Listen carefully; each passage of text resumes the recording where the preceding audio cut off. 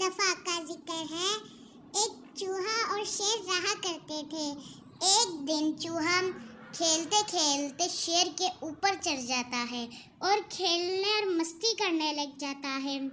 वो बहुत मस्ती करता है और उसके ऊपर छलांगे मारता रहता है, लेकिन शेर मजे से सो रहा होता है और शेर को कुछ पता ही नहीं होता है।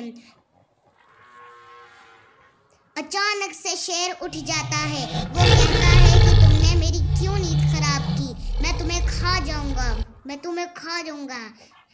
चूहा कहता है ना ना, मुझे मत खाना, प्लीज प्लीज। शेर कहता है नहीं, तुमने इतनी बड़ी गलती की है मुझे जगा के।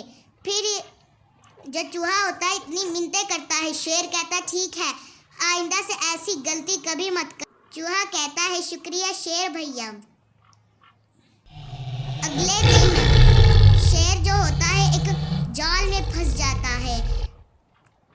चूहा देखता है कि शेर एक बहुत ही बड़े ट्रैप में फंसा हुआ है। फिर वो अपने तेज तेज दांतों से उसे काटने लग जाता है।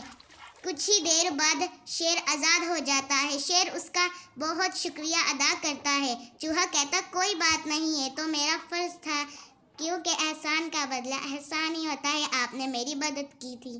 Please subscribe our channel. Thank you.